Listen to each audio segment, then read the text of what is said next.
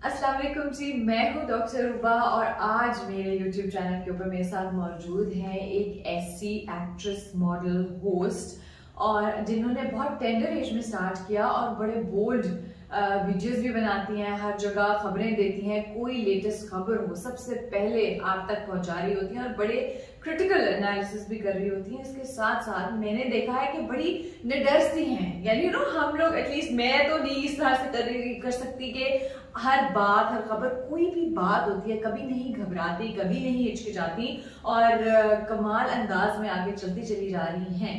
उनसे भी बातें हैं। आप हमारे साथ मौजूद है जुनैरा मोहम्मद। अस्सलाम वालेकुम जुनैरा। अस्सलाम वालेकुम रुबा, कैसी हैं आप? मैं बिल्कुल ठीक हूँ, आप कैसी हैं? सबसे पहले तो आपकी दावत का बहुत शुक्रिया। आज डॉक्टर रुबा ने मेरे लिए इतना टेस्टी खाना बनाया कि मुझे यकीन नहीं था कि इतनी सुगड़ भी हो सकती है। नहीं, अब आप यहाँ पर जो है ना मुबालगा राय कर रही हैं, क्योंकि मेरा ख्याल है मेरे तमाम देखने वालों को पता है कि मैं किचन में किस कदर निकम्मी हूँ। चले बनाया नहीं, बनवाया है। The food was from my mother, लेकिन anyways thank you so much, आपको पसंद आया, अल्लाह का शुक्र है। मुझे ये बताइए कि आपने इतनी छोटी सी एज से स्टार्ट किया और उसके बाद फिर सारे काम करिए और आपने कहा कि आपका बैकग्राउंड जो है ना कम्प्लीटली शोबे से कोई ताल्लुक नहीं है, बल्कि आर्मी बैकग्राउंड है, तो कैसे आ गई इस फील्ड में? रुबा, ऐसा है कि मेरी जो मदर है, एक तो ये है कि मैं शुरू से बोलती बहुत ज्यादा थी। अभी भी लोगों को प्रॉब्लम होता है कि मैं बहुत ही बोलती हूँ। तो मेरी मदर ने कहा कि इसकी एनर्जी को अच्छी जगह पे लगाते हैं। तो मैं डिबेटर थी, फिर स्पीचेस करते करते और फर्स्ट आते आते एक ऐसी आदत हो गई। फिर उसके बाद जब मैं 10th क्लास में आई तो मैंने प्रेजेंटेशन स्टार्ट कर दी एक रेडियो स्टेशन पे। अच्छा। और उस रेडियो स्टेशन के बाद फिर मुझे लगा कि अब आगे क्या। तो इसी तरह से एक चैनल था, उनका एक इवेंट था और वो इवेंट का जो होस्ट था वो उसी दिन भाग गया। तो वहाँ के जो एक थे, उन्होंने मेरी मदर से रिक्वेस्ट किया कि आप इसे कहें कि हमारा शो करें। तो वो मेरे लिए भी एक फर्स्ट वो चैलेंज ही था, क्योंकि डिबेटर होना एक अलग बात है, लेकिन एक शो को, एक इवेंट को होस्ट करना, बिल्कुल आपके सामने पब्लिक बैठी हो। और वैसे रेडियो जो है ना आपको बड़ा कॉन्फिडेंस देता है। एग्जैक्टली। मैंने भी इत्तेफाक है कि जो पहला जो मेरा एक्सपीरियंस था वो रेडियो पाकिस्तान पे था। उसमें होता है कि आपको वो शाइनेस नहीं होती कि इतने लोग आपको देख रहे हैं, आपकी आवाज को सुन रहा है, आप अपने आप से सुन के बिल्कुल लाइव शोज करने की आदत पड़ जाती है। फिर वो करते करते जो उस चैनल के ऑनर थे, उन्होंने मुझे एक प्रोग्राम दे दिया, वो मैंने होस्ट करना शुरू किया। लेकिन क्योंकि मैं हाइटेड थी तो दूसरी तरफ मैं मॉडलिंग स्टार्ट कर दी, तीसरी तरफ मैंने ड्रामास, तो मेरा कोई एक वो नहीं डायमेंशन यूजुअली ये फील्ड सारी की सारी बहुत ही ज्यादा डिफरेंट है। आजकल तो चलो हर एक के हाथ में मोबाइल है तो इस फील्ड में चले जाते हैं कि यूजुअली जो मॉडल, जो एक्टर हो वो मॉडल बन सकता है, लेकिन मॉडल्स को इतना अच्छा बोलना नहीं आता है या वो बोलने की आदत नहीं होती है, कैमरा शायद बहुत से लोग होते हैं। क्या डिफरेंस पाया एक्टिंग में और मॉडलिंग में? बिकॉज मॉडलिंग में आपने बोले बगैर एक्सप्रेशंस देने। There is a huge difference. आप देखें कि एक्टिंग में आपकी डायलॉग डिलीवरी, आपके एक्सप्रेशंस, आपका एक्ट करने का तरीका ऐसा होना चाहिए कि देखने वाले को लगे कि ये बिल्कुल सच में हो रहा है। जहां तक मॉडलिंग की बात है, ये मेरा पैशन नहीं है, लेकिन ये आप समझ लें सोर्स ऑफ इनकम, या आप ये समझ लें कि अच्छी अर्निंग के लिए आप इसे करते हो कि आपके पास अच्छी अच्छी पिक्चर्स आ जाती हैं। आजकल तो वैसे भी आपको पता है कि सोशल मीडिया का दौर है, तो ब्रांड्स को एंडोर्समेंट के लिए जो जरूरत होती है तो वो हम लोग करते हैं। लेकिन एक्टिंग तो बिल्कुल फुल फ्लैट जॉब है कि आप अगर इसी साथ इंसाफ नहीं करते ना तो फिर तो आप एक्टर कहलाते हैं। ऐसे नजर आता है कैमरे के ऊपर कि ये एक्टिंग है या फिर ये नेचुरल काम है। एग्जैक्टली। एक्टिंग लगनी नहीं चाहिए। एक्टिंग कहीं से फिर सीखी, किसी के साथ काम करना, किसके साथ सबसे ज्यादा एंजॉय किया?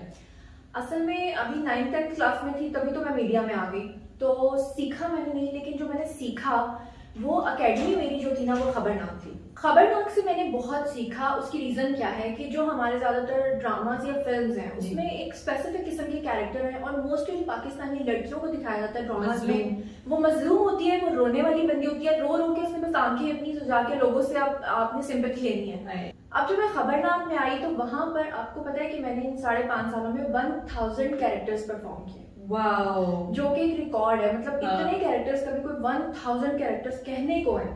लेकिन आप यकीन करें कि मैं इंदिरा गांधी का कैरेक्टर भी परफॉर्म किया। अच्छा। मैंने वहां पे मरियम नवाज का कैरेक्टर भी परफॉर्म किया और मैंने वहां पर क्या था जो मैं नहीं बनी। तो वो सीखा। और जो टोन एंड टेम्पोस पे फिर हम काम करते हैं ना, हाँ, वो बहुत कमाल चीज है। वो बड़ी कमाल की चीज है। आप एक तो जब किसी को मिमिक भी कर रहे हैं, आप किसी के साथ उसी तरह आवाज कैसे निकाल लेते हो? कभी ऐसे किस कैरेक्टर में सबसे मुश्किल हुई? मोस्टली मुझे ज्यादा मुश्किल नहीं पेश आई। मैंने जो कैरेक्टर्स देखे, हाँ एक चीज में मुझे शुरू में प्रॉब्लम आती थी कि जब पंजाबी में कैरेक्टर्स मैंने परफॉर्म करने थे तो उसमें मेरा कैरेक्टर था बुशरा थानेदारनी का। अच्छा। रिज्मा उसमें मेरे साथ होती थी सुगरा थानेदारनी। अब वो मेरी फिजिक ऐसी थी कि मुझे उन्होंने दिखाना था कि बहुत दबंग थानेदारनी है तो लोगों को मारती है, तो मेरी जो फेस की फील है वो जरा सॉफ्ट आ रही थी। तो फिर उन्होंने रिज्मा को मेरे साथ बनाया सुगरा थानेदारनी, जो एक बड़ा सा डंडा लेके लोगों को मारती है, और वो पंजाबी बोलते हुए ना थोड़ा सा मेरी बहुत प्रॉब्लम होता। डायलॉग बोल के दिखाएं पंजाबी में। हाँ इसी का। आज मैं तेरी हड्डियां पसलियां तोड़ के ना तेरा छड़ना नहीं आते, तू है तो जाएगा नहीं। मतलब अभी मैंने ही वो कर रही नहीं, लेकिन इट इज गुड कि आपने उसके बाद वो वैसा फील भी लेकर आना होता है। हाँ, वो पंजाबी में जो स्पॉन्टेनियस उनको बड़ी अजीबोगरीब बातें करनी होती है, जाहिलों वाली, सॉरी मैं जाहिलों वाला लफ्ज बोल रही हूँ, मतलब ऐसा कि अगला बंदा डर जाए कि पता नहीं आज मुझे फांसी हो जाएगी। फिर जब मरियम नवाज मैंने किया तो मुझे बहुत अच्छा लगा जब मरियम नवाज ने फीडबैक भेजा। अच्छा। और मैं एक मिस्टेक कर रही थी कि जब मैंने पहली बार कैरेक्टर परफॉर्म किया तो वो फिंगर को यूं करके बात करती हैं, भाइयों आज हम यहाँ पर आए हैं, वोट लेकर जाएंगे, एक बारी फिर शेर। तो वो जो था ना फिंगर वाला, वो मुझे नहीं आ रहा था, तो फिर उन्होंने वहां से मैसेज भेजा कि उसे कहो कि बहुत अच्छा कर रही हो लेकिन फिंगर उठा के बात किया करो। वाह जबरदस्त, ये तो मजे की चीज है। अच्छा मुझे बताएं सबसे ज्यादा टफ टाइम किसको स्टार ने दिया? टफ टाइम ड्रामा इंडस्ट्री कह लें, मॉडलिंग कह लें, या फिर इस फील्ड में कह लें, यानी इस फील्ड में आने के बाद, बिकॉज टफ टाइम आप मैं काम के हवाले से पूछूं कि आपको लगता है कि मैं बिल्कुल साथ काम करके हमारी जो एनर्जी है वो इक्वल नहीं होती स्क्रीन के ऊपर? नहीं सीरियसली मुझे अभी किसी के साथ ऐसा फील नहीं हुआ कि काम करते, बल्कि मेरी तरफ से लोग ये शिकायत करते हैं कि बस कर दो बंदी, तुम ज्यादा डोमिनेंट हो रही हो। तो फिर मैं कोशिश करती हूँ कि थोड़ा सा उससे कम करूँ। ज्यादातर काम में मुझे तारीफें मिलती है, मतलब अदरवाइज मैं वो काम नहीं करती, जो नहीं कर सकती तो नहीं करती। जबरदस्त। अच्छा मूड की, मिजाज की कैसे हो? मिजाज की मैं बहुत अच्छी बनती हूँ। वैसे तो सब कहते हैं, लेकिन मेरे अंदर ये क्वालिटी है कि मोस्टली जब लोग गुस्से में आते हैं तो तोड़ फोड़ करते हैं या किसी तरह से अपना गुस्सा निकालते हैं। अच्छा। लेकिन मैं अंदर से ना थोड़ी सूफी टाइप की बंदी हूँ, मैं बड़ी से बड़ी चीजों को भी इग्नोर कर देती हूँ। हालांकि मैं दिखने में ऐसी नहीं लगती, लेकिन मैं बहुत अल्लाह ताला के साथ लो लगाने वाली बंदी हूँ। बहुत सारी चीजों को मैं ऐसे गुजार देती हूँ। लेकिन ये होता है कि कभी कभी आपके हालात, आप कहीं पे रह रहे हो तो बिल्कुल ही अनबेरेबल हो जाता है, फिर ऐसी सिचुएशन में क्या रद्द-ए-अमल होता है कि जाके अगले बंदे को मनाती हो, खुद खामोश हो जाती हो, पीछे हो जाती हो, क्या करती हो? जितने भी लोगों के साथ मेरे ताल्लुकात हैं वो बहुत ही अच्छे और पॉजिटिव हैं। तो अगर मुझे किसी इंसान से कोई गिला हो, शिकवा हो, तो मैं उसको दिल में नहीं रखती। मैं उस बंदे के सामने बैठ के उसे सारा गिला शिकवा करती हूँ कि मुझे आपसे ये प्रॉब्लम हो रही है, आपने मेरा यहाँ पर दिल दुखाया है। फिर मैं उसके बाद अगले बंदे का रिस्पॉन्स चेक करती हूँ। अगर तो वो मेरी तरह मुखलिस होगा तो वो मुझे जरूर क्लैरिफाई करके उसके बाद हम लोग आगे करें, मूव ऑन करेंगे। लेकिन अगर मुझे लगे कि ये बंदा ठीक नहीं है तो उसके बाद मैं बिल्कुल खामोश हो जाती हूँ, और खामोश होने के बाद मैं दोबारा उस तरफ मुड़ के नहीं देखती। जब मैं एक दफा ताल्लुक खत्म कर देती हूँ ना, फिर वो उसका रिवाइवल का कोई सीन। और अगर उस बंदे को ख्याल आ जाए बाद में तो फिर वो आपके पास आए तब क्या होता है? अभी तक कोई आया नहीं है, लेकिन अगर कोई आएगा और सच्चे दिल से माफी मांगेगा तो मैं माफ कर दूंगी। अच्छा जब आप एक दफा फुल फ्लेज मीडिया इंडस्ट्री में आ गए, आपने ड्रामाज में भी काम किया, तो ये एक स्टिग्मा, एक स्टैम्प हमारे मुल्क से नहीं जाती, जो लड़की मीडिया में आ जाए, जो लड़की शोबिज में आ जाए, बैकलैश आई घर वालों की तरफ से? पहले तो ये हुआ कि जब मुझे इंडस्ट्री से ऑफर्स आई तो मेरे घर वाले ऑलरेडी मेरी वजह से थोड़े तंग थे कि बहुत ही नैरो माइंडेड है, मतलब मैं चीजों को लेकर कुछ असूलों में बहुत ही सख्त हूँ। मैं ये कहती हूँ कि आप जो भी काम करें ईमानदारी से करें, कोई भी फील्ड बुरी नहीं होती, लेकिन उसमें लोग अच्छा या बुरा करते हैं, वो तो हर जगह। तो मेरे पापा ने मुझे एक बात कही थी कि तुमने कभी भी हमें लेट डाउन नहीं करना, और तुम्हारी तरफ से हमें कभी भी अगर ऐसा फील हुआ तो उस दिन से हमारा तुम्हारा रिश्ता खत्म है। और यकीन करें कि उनका ये जो ट्रस्ट और उनकी बात थी ना, ये मुझे आज तक याद है। और अल्हम्दुलिल्लाह कि मेरा ज़मीर इतना इस चीज को लेकर साफ है कि मुझे पता है कि मैंने कोई हैंकी बैंकी करनी ही नहीं है, हो ही नहीं सकता। और ये नहीं कि इंसान बहक नहीं सकता, इंसान बड़े बड़े उल्टे से रास्तों पे चला जाता है, लेकिन मैं हमेशा अल्लाह ताला को इस चीज में इन्वॉल्व रखती हूँ कि अल्लाह ताला आपने मेरी रहनुमाई, अगर मैं गलत रास्ते पे जाने भी लगूँ तो आप खुद ही मुझे ट्रैक पे ले आए।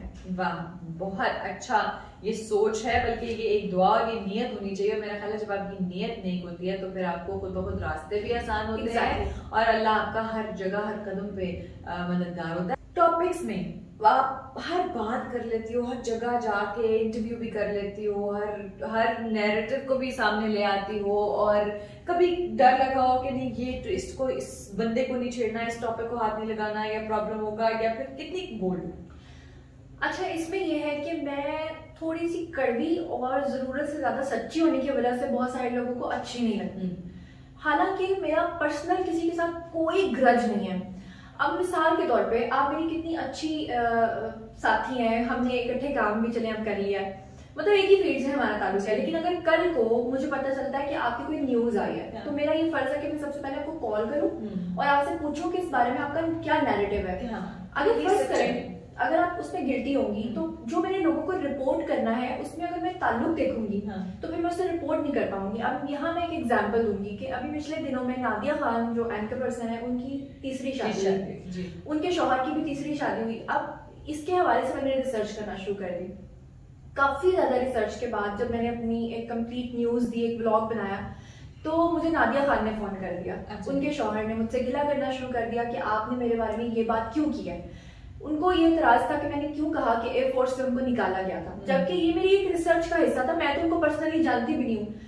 फिर उन्होंने कहा कि आप इस ब्लॉग को डिलीट करें, आप ये करें, आप वो करें। मैंने नहीं किया, लेकिन मैंने उनसे माजरत भी की कि मेरी वजह से आपका दिल दुखाया, और ये बात अगर गलत साबित हुई तो मैं जरूर माफी मांगूंगी। और वो गलत साबित नहीं हुई, और उनकी जो मिसेस थी सेकंड वाली लुबना फारूक, उन्होंने आके स्क्रीन पे, हालांकि मैं आज तक उनको मिली भी नहीं हूँ, उन्होंने मेरा शुक्रिया अदा किया और उन्होंने आकर सब कुछ बताया। उन्होंने ये भी बताया कि वो एयरफोर्स से कैसे निकले थे। अब ऐसी सूरत हाल में उनको उनके खिलाफ एक्शन लेना चाहिए था, जो उनकी मिसेज आके उनका पोल खोल रही थी, ना कि मैंने खोला था। मैंने तो सिर्फ एक न्यूज थी वो बताई। इसी तरह से पिछले दिनों में एक टिकटॉकर थी, उनके साथ भी ये मामला हुआ कि जब मैंने उनकी खबर दी तो उन्होंने भी मुझे कॉल कर दिया। तो ज्यादातर लोग मुझे कॉल करते थे। अभी मुझे पता चला कि पिछले एक बड़ी हमारे मुल्क की मशहूर और मारूफ आर्टिस्ट हैं, एक्ट्रेस हैं, वेटरन एक्ट्रेस हैं, तो मैंने सुना है कि उन्होंने शायद जियो पे जाके मेरी शिकायत की कि वो बंदी जो वहाँ खबरनाक में थी उसने मेरे बारे में ये व्लॉग बनाया। हालांकि मैं उनकी इतनी रिस्पेक्ट करती हूँ क्योंकि वो इतनी अच्छी आर्टिस्ट है, मैं उनकी फैन हूँ, लेकिन अब खबर आ गई है तो वो खबर तो मैंने शेयर करनी है। तो आपने कहा कि कॉल करके कहते हैं कि ये ना लगाओ, ये हटा दो, कभी कोई थ्रेट आई है?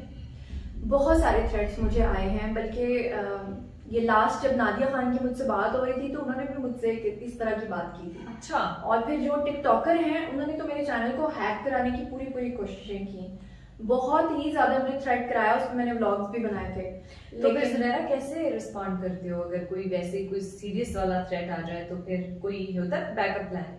मैं थोड़ा सा ना तजब्जुब का शिकार एक मामले में रहती हूँ कि मैं ऐसी बंदी हूँ कि मैं किसी का दिल नहीं दुखाना चाहती, लेकिन अगर मैंने कोई सच्ची खबर बताई है और फिर उस पर कोई मुझे थ्रेट कर रहा है तो फिर मैं थ्रेट नहीं होती, फिर मैं उसे कहती हूँ आपने जो करना है आप कर लें। लेकिन अगर कोई मुझे रिक्वेस्ट करता है और कहता है कि इसमें से आप ये चीज ट्रिम कर दें तो फिर मैं उतनी चीजें उसको ट्रिम भी कर देती हूँ। लेकिन अगर उसके बावजूद वो मुझ पर चढ़ाई करने की कोशिश करे तो मैं अंडर प्रेशर नहीं आती। ये बोल्ड एटीट्यूड शुरू से था या फिर यहाँ पर आके सीखा है या ये लोगों के साथ रहने से आया है? ये एटीट्यूड मेरे अंदर शुरू से था, क्योंकि आपको पता है कि हम लोग राजपूत हैं और जो राजपूत होते हैं ना, राजाओं के पुत्र, वो ऐसे ही होते हैं, मतलब स्ट्रेट फॉरवर्ड होते हैं और डरते नहीं हैं। हाँ, प्यार से आप मुझसे कोई काम करवा लें, मैं आपकी खातिर जान भी दूंगी, लेकिन अगर आप मुझे थ्रेट करके कोई काम कराएंगे तो मैं नहीं करूंगी। वाह, क्या क्वालिटीज हैं। सो कभी इस एटीट्यूड की वजह से कभी कोई मुश्किलात का सामना करना पड़ा हो कि बाद में आप सोचो कि काश मैं समझा ही लेती अपने दिमाग को, अपने दिल को? जो इंसान स्ट्रेट फॉरवर्ड होगा, सच्चा होगा, झूठ नहीं बोलता होगा और उसके ज़मीर में कोई उसका ज़मीर उसे मलामत नहीं करता होगा, उसे पता है कि हर चीज़ साफ है और सच्ची है, ऐसे लोगों को काम करने में बहुत डिफिकल्टीज होती हैं। क्योंकि ऐसे लोग ना तो किसी को अच्छे लगते हैं और मैंने लोग रुकावटें भी फिर बहुत पैदा करते हैं। आप यकीन करें कि मैं एक बंदी का जिक्र करूंगी, नाम नहीं लूंगी, कि हमारे साथ ही खबरनाक में एक आर्टिस्ट काम करते थे और वो उस बंदी के बारे में बहुत गलत जुबान इस्तेमाल करते थे। और जब वो गलत जुबान इस्तेमाल कर रहे होते थे तो मैं उनको मना करती थी कि आज के बाद आपने मुझसे अगर इस तरह की कोई बात की तो मैं आपको बुलाना छोड़ दूंगी। और मैंने उस बंदी की वजह से उस आदमी को बुलाना छोड़ दिया, आर्टिस्ट को। लेकिन वो जो बंदी है उसके मुंह पर जाकर वो बंदा इतना मुनाफिक था कि ऐसे बात करता था कि उसे लगता था ये मेरा सगा है। और उस बंदी को आज तक ये नहीं पता कि मैं उससे बोलना क्यों बंद हुई, उस बंदी की वजह से कि ये उसके बारे में गलत बात क्यों कर रहा है। तो मैं बैक बाइटिंग नहीं सुनती किसी की। अगर मुझे किसी की बात बुरी लगेगी ना तो मैं डायरेक्ट कॉल कर देती हूँ, मैं उसको कह देती हूँ कि मुझे आपसे ये प्रॉब्लम है। तो मुझे ये बताएं कि अब जिस तरह आपके साथ कुछ इस तरह गलत कर रहा हो या आपको पता है कि आपके सामने कोई डबल क्रॉस हो, फिर क्या करते हो? कन्फ्रंट कर लेते हो या आप दर बदर करते हो? पहले तो मेरा एटीट्यूड ये था कि अगर कोई मेरे साथ गलत करता था तो मुझे ना बड़ा मान था अल्लाह की ज़ात पे, जो कि अब भी है। तो मैं अल्लाह ताला से कहती थी कि या अल्लाह इस बंदे को ना, इसका बदला आपने लेना है, मैंने नहीं लेना। मैं अल्लाह पे छोड़ देती थी। लेकिन अब मैं उस बंदे को माफ कर देती हूँ, मैं बदला भी नहीं लेती। वाह, ये चीज कहाँ से सीखी?